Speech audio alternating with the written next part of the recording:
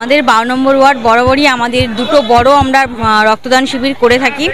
আজ আমরা জানুয়ারি মাসে যেটা আমাদের বছরের প্রথমেই আমরা করে থাকি, এক ডাকে 500 জনের যে রক্তদান মহতী কর্মসূচি আজকের আমাদের খুব সুন্দরভাবে সকাল 10টা থেকে শুরু হয়েছে। যেভাবে মানুষেরা স্বতঃস্ফূর্তভাবে সাড়া দিয়েছে, মানুষেরা যেভাবে ঢল নেমেছে, বিশেষ করে আমি মহিলাদেরকে ধন্যবাদ জানাতে চাই।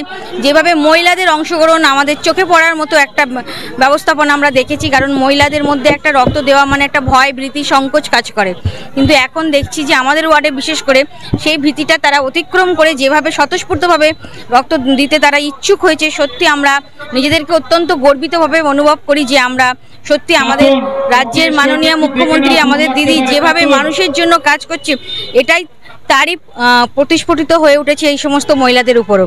তারা বাড়ির বাইরে যেভাবে বেরোতে শুরু করেছে। আর আমাদের সারা বছরই আমরা আমাদের ওয়ার্ডে আমাদের সভাপতি, আমাদের তাপসদা থেকে শুরু করে আমাদের সমস্ত কর্মীবৃন্দ থেকে শুরু করে আমার দাদা প্রাক্তন কাউন্সিলর আইজুল হোসেন মণ্ডল, সকলের সহযোগিতাতে আমরা খুব সুন্দরভাবে বিভিন্ন রকম সামাজিক কর্মসূচি সারা বছরই আমরা করে থাকি। কয়েকদিন আগেই দেখেছেন একটা মূর্তি উন্মোচন আমাদের নওপাড়া ষষ্ঠীতলাতে মন্ত্রী সজিত বোসের হাত দিয়ে আমাদের উদ্বোধন হয়েছে। এরপরও বিভিন্ন রকম কর্মসূচি ইতিমধ্যেও আমরা অনেকগুলো কর্মসূচি ঘোষণা করেছি, যেগুলো মাধ্যমিক উচ্চ মাধ্যমিক পরীক্ষার্থীদের পরিবহন ব্যবস্থা থেকে শুরু করে সারা বছরই আমরা মানুষের জন্য কাজ করি, মানুষের সঙ্গে জনসংযোগ রাখার চেষ্টা করি। এটাই আমাদের 12 নম্বর ওয়ার্ডের ঐতিহ্য এবং ভালোবাসা। ধন্যবাদ।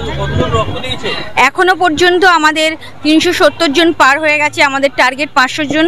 আশা করছি আমাদের এই পুরো টার্গেটটা আমরা ফুলফিল করতে পারবো। ধন্যবাদ। বলেছি একই কথা যে আমরা এমন একটা দল করি যার নেত্রী হচ্ছে মমতা ব্যানার্জি। মমতা ব্যানার্জির নেতৃত্বে আমরা চলি। মমতা ব্যানার্জি একটা কথাই শিখিয়েছে, শুধু রাজনীতি করলে হবে না, রাজনীতির সঙ্গে সামাজিক কাজ করতে হবে। সেই সামাজিক কাজেই আমরা ব্রত হই। কখনো রক্তদান, আমার ইতিমধ্যেই আমার কাউন্সিলর বলে গেছে, যখন আমরা মাধ্যমিক উচ্চ মাধ্যমিকের পরীক্ষা হয় তখন পরীক্ষার্থীদের কীভাবে সময় মতন পৌঁছে দিতে পারি সেটাও আমরা করে থাকি।